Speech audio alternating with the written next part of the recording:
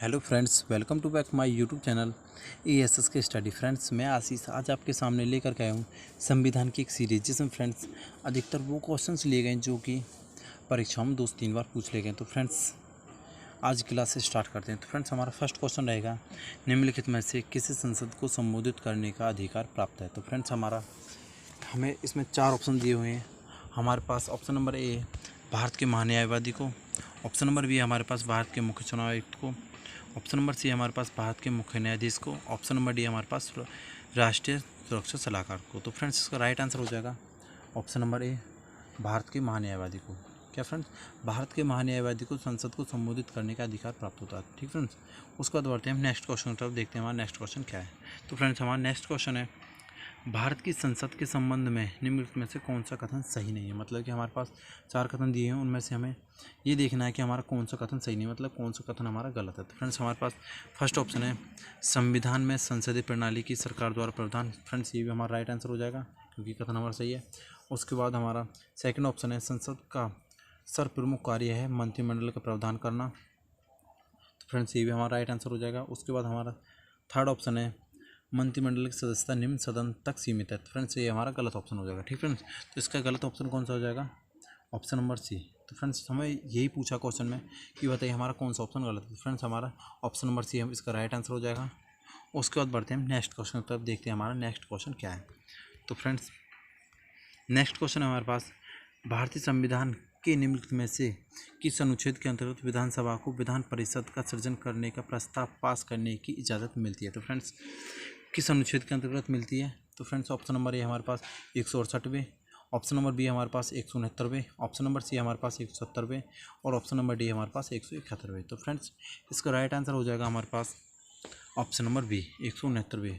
169वें अनुच्छेद के अंतर्गत विधानसभा को विधान परिषद का सृजन पास जो करती है, विधानसभा का जो प्रस्ताव होता है उसे पास करने की इजाज़त मिलती है। ठीक फ्रेंड्स, उसके बाद अब बढ़ते हैं नेक्स्ट क्वेश्चन की तरफ, देखते हैं हमारा नेक्स्ट क्वेश्चन क्या है। तो फ्रेंड्स, आई होप आपको वीडियो पसंद आई हो। तो फ्रेंड्स, यदि आपको वीडियो पसंद आ रही है तो फिर वीडियो को लाइक करें, शेयर करें। यदि चैनल पहली बार, चैनल को सब्सक्राइब करें तथा अपने दोस्तों में शेयर करें जिससे भी उनकी हेल्प हो सके। तो फ्रेंड्स, बढ़ते हैं नेक्स्ट क्वेश्चन की तरफ, देखते हैं हमारा नेक्स्ट क्वेश्चन क्या है।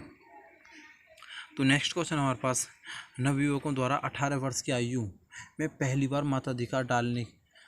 मताधिकार किस वर्ष डाला गया है। ठीक फ्रेंड्स, इसमें ये पूछा हुआ हमसे, नवयुवकों द्वारा 18 वर्ष की आयु में पहली बार वोट किस वर्ष डाला गया। तो फ्रेंड्स, हमारा ऑप्शन नंबर ए 1987 में, ऑप्शन नंबर बी हमारे पास 1988 में, ऑप्शन नंबर सी हमारे पास 1989 में, ऑप्शन नंबर डी हमारे पास 1990 में। तो फ्रेंड्स, देखिए इसका राइट आंसर हो जाएगा ऑप्शन नंबर सी।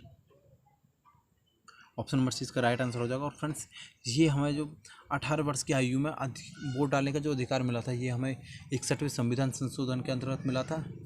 क्योंकि देखिए फ्रेंड्स, उससे पहले जो था उससे पहले हम 21 वर्ष की आयु में ही हम वोट डाल सकते थे। तो फ्रेंड्स, हमें संविधान संशोधन किया गया, 61वां संविधान संशोधन किया, उसके बाद ही हमें 18 वर्ष की आयु में वोट डालने का अधिकार प्राप्त हुआ। ठीक फ्रेंड्स, अब बढ़ते हैं हम नेक्स्ट क्वेश्चन पर, देखते हैं हमारा नेक्स्ट क्वेश्चन क्या है।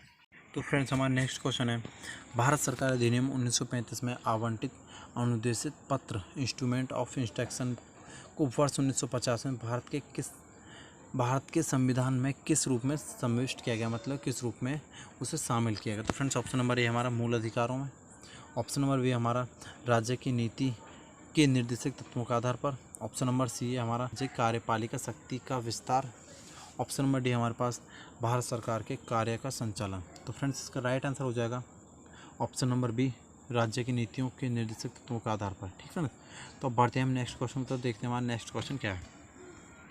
नेक्स्ट क्वेश्चन है हमारे पास, भारत का उच्चतम न्यायालय भारत के राष्ट्रपति को विविध अथवा तथ्यों के विषय पर सलाह देता है, निम्नलिखित में किस कथनों का। तो फ्रेंड्स, हमारा भारत के जो राष्ट्रपति होते हैं वो उच्चतम न्यायालय से किसी भी तथ्य पर यदि उन्हें सलाह की आवश्यकता होती है तो वो सलाह ले सकते हैं। तो फ्रेंड्स, इसका राइट आंसर हो जाएगा, देखते हैं।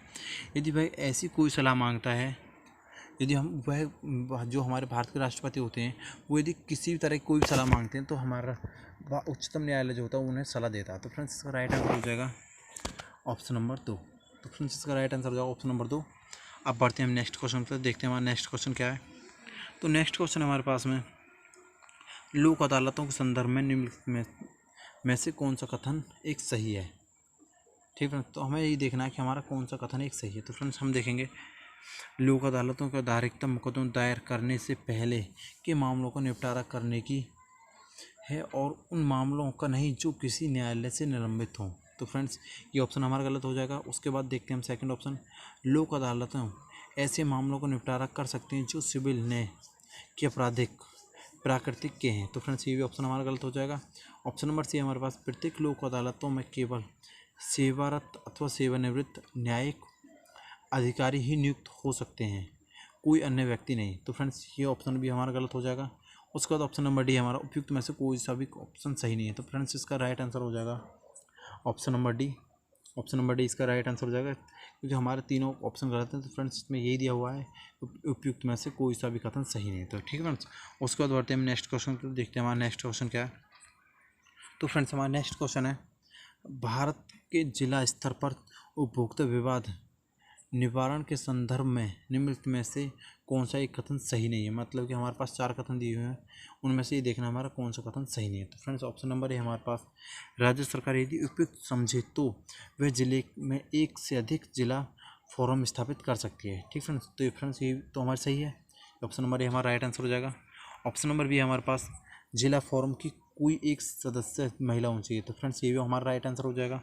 ऑप्शन नंबर सी हमारे पास, जिला फोरम उन्हीं शिकायतों की सुनवाई करता है जिनमें माल या सेवाओं का कुल मूल्य 50 लाख रुपए से अधिक हो। तो फ्रेंड्स ये हमारा गलत हो जाएगा। तो ये जो हमारा राइट ऑप्शन नंबर सी यही हमारा गलत हो जाएगा। तो फ्रेंड्स इसका राइट आंसर होगा ऑप्शन नंबर सी। ठीक फ्रेंड्स। उसके बाद बढ़ते हैं नेक्स्ट क्वेश्चन। तो देखते हैं हमारा नेक्स्ट क्वेश्चन क्या है।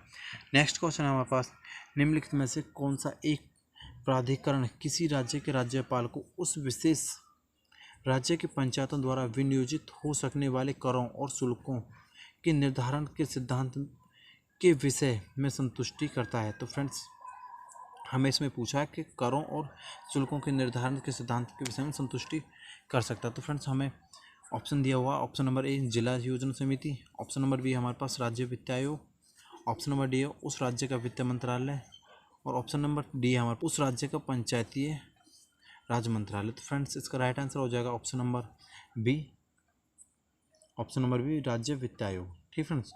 अब पढ़ते हैं हम नेक्स्ट क्वेश्चन पर, देखते हैं हमारा नेक्स्ट क्वेश्चन क्या है। नेक्स्ट क्वेश्चन हमारे पास, भारत में किस धार्मिक संप्रदाय समुदाय को यदि राष्ट्रीय स्तर पर अल्पसंख्यक वर्ग का दर्जा दिया जाता है तो वह किसी विशेष लाभों का हकदार हो जाता है। तो फ्रेंड्स दोबारा क्वेश्चन पढ़ते हैं, भारत में किसी धार्मिक संप्रदाय या समुदाय को यदि राष्ट्रीय स्तर पर अल्पसंख्यक वर्ग का दर्जा दिया जाता है तो वह किसी विशेष लाभ या लाभों का हकदार हो सकता है। मतलब वह कौन कौन से लाभ ले सकता है। तो फ्रेंड्स ऑप्शन नंबर ए हमारे पास में, यह संप्रदाय समुदाय विशेष शैक्षिक संस्थाओं की स्थापना कर सकता है और संचालन कर सकता है। हाँ फ्रेंड्स ये कर सकता है। तो ऑप्शन नंबर ए भी हमारा राइट आंसर हो जाएगा। ऑप्शन नंबर बी हमारे पास, भारत के राष्ट्रपति स्वयं मेव इन संप्रदाय समुदाय के एक प्रतिनिधि को लोकसभा में मनोनीत कर देते हैं। तो फ्रेंड्स हाँ ये भी हमारे कर देते हैं। तो फ्रेंड्स ऑप्शन नंबर बी भी हमारा राइट आंसर हो जाएगा। तीसरा हमारा, यह संप्रदाय समुदाय प्रधानमंत्री के 15 पॉइंट कार्यक्रम के लाभ प्राप्त कर सकते हैं। तो फ्रेंड्स ये हमारा गलत हो जाएगा। तो फ्रेंड्स इसका राइट आंसर हो जाएगा ओनली ऑप्शन नंबर ए और ऑप्शन नंबर बी। ठीक फ्रेंड्स। तो ऑप्शन नंबर ए और ऑप्शन नंबर बी हमारा राइट आंसर हो जाएगा। अब बढ़ते हैं हम नेक्स्ट क्वेश्चन की तरफ, देखते हैं हमारा नेक्स्ट क्वेश्चन क्या है। नेक्स्ट क्वेश्चन है हमारे पास में, निम्नलिखित पर विचार कीजिए और बताइए। ठीक है। तो शिक्षा का अधिकार, समानता के साथ सार्वजनिक सेवाओं को प्राप्त करने का अधिकार। तो फ्रेंड्स हमारा शिक्षा का अधिकार हमारा अपना मौलिक अधिकार है। समानता के साथ सार्वजनिक सेवाएं प्राप्त करने का अधिकार ये भी हमारा अपना अधिकार है। ठीक है। भोजन का अधिकार। ठीक है।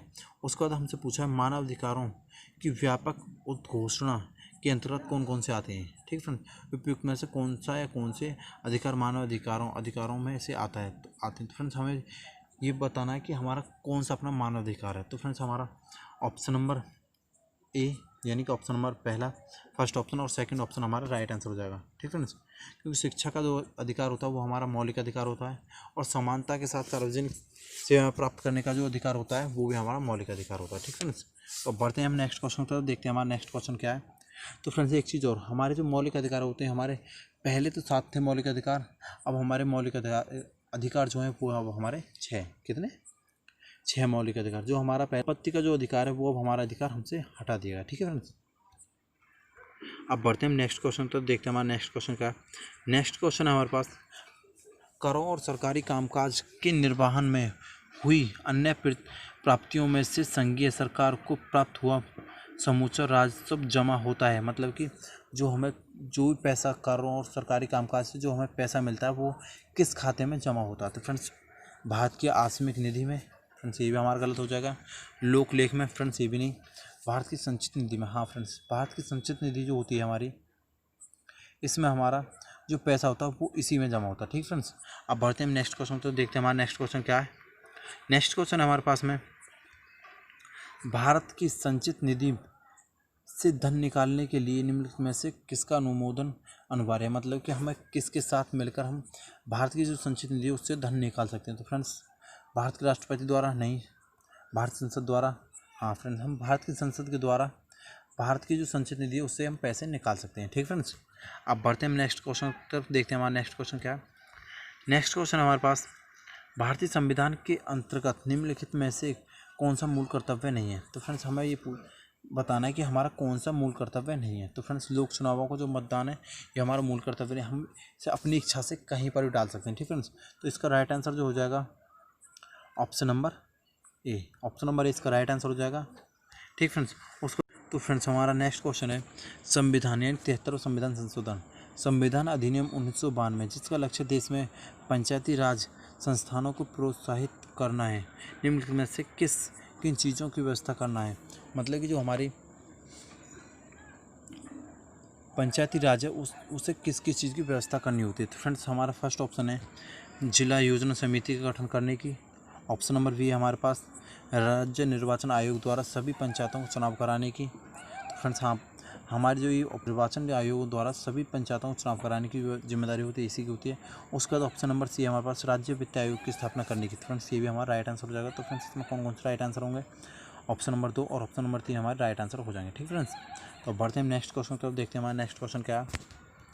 नेक्स्ट क्वेश्चन हमारे पास में, भारत में विकलांग व्यक्तियों की संख्या लाखों में है। ठीक है, वैधानिक स्तर पर इन्हें कौन कौन से लाभ प्राप्त होते हैं। मतलब कि हमें ये कौन कौन से लाभ प्राप्त कर सकते हैं। तो फ्रेंड्स हमारे पास ऑप्शन नंबर ए सरकार द्वारा चलाए जा रहे स्कूलों में 18 वर्ष की आयु तक निःशुल्क सेवा, मतलब निःशुल्क शिक्षा प्राप्त कर सकते हैं। ठीक फ्रेंड्स, जो हमारे विकलांग भाई जो होते हैं उन्हें 18 साल की, मतलब कितनी 18 साल की आयु तक किसी भी सरकारी स्कूल में वो निःशुल्क शिक्षा प्राप्त कर सकते हैं। ठीक फ्रेंड्स, और उसके बाद सेकंड ऑप्शन है हमारे पास व्यवसाय स्थापित करने के लिए वरीयता से भूमि का आवंटन, मतलब वो उन्हें निःशुल्क भूमि दी जाती है यदि वो कोई व्यवसाय करना चाहते हैं। ठीक फ्रेंड्स, तो इसका राइट ऑप्शन नंबर 2 और ऑप्शन नंबर 1। ठीक है, ऑप्शन नंबर 1 और ऑप्शन नंबर 2 राइट आंसर है। उसके बाद देख पढ़ते हैं नेक्स्ट, सार्वजनिक भवनों में ढाल का उपलब्ध होना। तो फ्रेंड्स इसका राइट आंसर ये भी, तो फ्रेंड्स इसके राइट आंसर हो जाएंगे तीनों। तो फ्रेंड्स इसके तीनों राइट आंसर होंगे। उसके बाद बढ़ते हैं हम नेक्स्ट क्वेश्चन पर। देखते हैं हमारा नेक्स्ट क्वेश्चन क्या है। नेक्स्ट क्वेश्चन हमारे पास में, निम्नलिखित कथनों पर विचार कीजिए। ठीक है, भारत में महानगर योजना समिति किसके अंतर्गत मतलब कौन गठित करता है। भारत में महानगर योजना समिति कौन गठित करता है, भारतीय संविधान के प्रावधानों के अंतर्गत गठित होती है, या फिर उस महानगरीय क्षेत्र के लिए विकास योजना प्रारूप तैयार करती है, या ऑप्शन नंबर सी हमारे पास उस महानगरीय क्षेत्र में सरकार की प्रायोजित योजनाओं को लागू करने का पूर्ण दायित्व पूरा करती है। उपयुक्त में से कौन सा कथन सही नहीं है, मतलब हमसे पूछा है कौन कौन सा कथन सही है। तो फ्रेंड्स हमारा ऑप्शन नंबर ए और ऑप्शन नंबर बी हमारा राइट आंसर हो जाएगा। भारतीय संविधान के प्रावधानों के अंतर्गत गठित होती है हमारी जो भारत में महानगर योजना समिति होती है, हमारी भारत संविधान में प्रावधानों के अंतर्गत गठित होती है, और उसके बाद उस महानगर क्षेत्र के लिए विकास की योजना होती है उसे तैयार करती है। ठीक फ्रेंड्स, उसके बाद बढ़ते हैं हम नेक्स्ट क्वेश्चन पर। देखते हैं हमारा नेक्स्ट क्वेश्चन क्या है। नेक्स्ट क्वेश्चन हमारे पास में, किस संविधान संशोधन द्वारा मतदान की आयु किस वर्ष से घटाकर 18 वर्ष कर दी गई। तो फ्रेंड्स मैंने अभी आपको पहले क्वेश्चन बताए थे कि हमारी जो 21 वर्ष की आयु जो 21 वर्ष से घटाकर 18 वर्ष कौन संविधान संशोधन में की गई और किस वर्ष की गई। तो फ्रेंड्स इसका ये जो की गई हमारी 61वें संविधान संशोधन में, ऑप्शन नंबर सी इसका राइट आंसर हो जाएगा। फ्रेंड्स ऑप्शन नंबर सी इसका राइट आंसर। 61वां जो संविधान संशोधन था उसमें हमारी आयु 21 वर्ष से घटाकर 18 वर्ष कर दी गई। 18 वर्ष का व्यक्ति होते ही वो किसी भी, चाहे वो लोकसभा हो, क्या लोकसभा या फिर राज्यसभा हो, वह किसी में भी अपना मत डाल सकता है। ठीक फ्रेंड्स, उसके बाद बढ़ते हैं हम नेक्स्ट क्वेश्चन, देखते हैं हमारा नेक्स्ट क्वेश्चन क्या है। नेक्स्ट क्वेश्चन हमारे पास में, संसद के दोनों सदनों के संयुक्त अधिवेशनों की अध्यक्षता कौन करता है। ठीक है, संसद के दोनों सदन जो होते हैं उनकी संयुक्त अध्यक्षता कौन करता है। तो फ्रेंड्स, ऑप्शन नंबर ए हमारे पास स्पीकर, ऑप्शन नंबर बी हमारे पास उपराष्ट्रपति, ऑप्शन नंबर सी हमारे पास राष्ट्रपति, ऑप्शन नंबर डी हमारे पास प्रधानमंत्री। तो फ्रेंड्स, हमारा इसमें राइट आंसर हो जाएगा option number A. Option number A इसका राइट आंसर हो जाएगा। ठीक फ्रेंड्स, अब बढ़ते हैं हम नेक्स्ट क्वेश्चन की तरफ, देखते हैं हमारा नेक्स्ट क्वेश्चन क्या है। नेक्स्ट क्वेश्चन हमारे पास में, निम्नलिखित में से कौन सा एक संवैधानिक निकाय नहीं है। तो फ्रेंड्स, हमें देखना है निम्नलिखित में से कौन सा हमारा संवैधानिक निकाय नहीं है। तो फ्रेंड्स, संघ लोक सेवा आयोग, ऑप्शन नंबर बी हमारे पास वित्त आयोग, और ऑप्शन नंबर सी हमारे पास योजना आयोग, ऑप्शन नंबर डी हमारे पास चुनाव आयोग। ठीक फ्रेंड्स, तो इसमें हमारा राइट आंसर हो जाएगा ऑप्शन नंबर सी, हमारी योजना आयोग जो हमारा संवैधानिक निकाय नहीं है। ठीक फ्रेंड्स, अब बढ़ते हैं हम नेक्स्ट क्वेश्चन पर, देखते हैं हमारा नेक्स्ट क्वेश्चन क्या है। नेक्स्ट क्वेश्चन हमारे पास, भारत के राष्ट्रपति से संबंधित निम्नलिखित कथनों में से कौन सा एक सही नहीं है। नेक्स्ट क्वेश्चन हमारे पास, भारत के राष्ट्रपति से संबंधित निम्नलिखित कथनों में से कौन सा एक कथन सही नहीं है। मतलब हमारे पास 3-4 कथन दिए, उनमें से हमारा एक कथन गलत है और बाकी के सभी कथन सही हैं। तो फ्रेंड्स, हमारे पास फर्स्ट ऑप्शन है, वह संसद का एक संगठित भाग है। फ्रेंड्स, ये भी हमारा राइट आंसर हो जाएगा। वह दोनों सदनों में चर्चा में भाग नहीं ले सकता। हाँ फ्रेंड्स, ये हमारा गलत हो जाएगा, क्योंकि हमारे जो भारत के राष्ट्रपति होते हैं वो संसद के दोनों सदनों में भाग नहीं ले सकते हैं। ठीक फ्रेंड्स, और ऑप्शन नंबर सी हमारे पास, वह प्रत्येक वर्ष दोनों सदनों की संयुक्त बैठक को संबोधित कर सकते हैं। ठीक फ्रेंड्स, और ऑप्शन नंबर डी हमारे पास, वह किन्हीं परिस्थितियों में अध्यादेश लागू कर सकते हैं। ठीक फ्रेंड्स, तो हमारे भारत के जो राष्ट्रपति है वो किसी परिस्थिति में अध्यादेश लागू कर सकते हैं। तो फ्रेंड्स, इसका राइट आंसर हो जाएगा ऑप्शन नंबर बी। तो फ्रेंड्स, वह दोनों सदनों में चर्चा में भाग ले सकते हैं। ठीक फ्रेंड्स, तो आई होप आपको वीडियो पसंद आएगी। तो फ्रेंड्स, यदि आपको वीडियो पसंद आएगी तो वीडियो को लाइक करें, शेयर करें। यदि चैनल पहली बार चैनल को सब्सक्राइब कर लें, तो साथ ही बेल आइकन को प्रेस कर लें, जिससे हमारे आने वाली वीडियो नोटिफिकेशन आपको मिलता है। तो फ्रेंड्स, तब तक के लिए धन्यवाद। जय हिंद।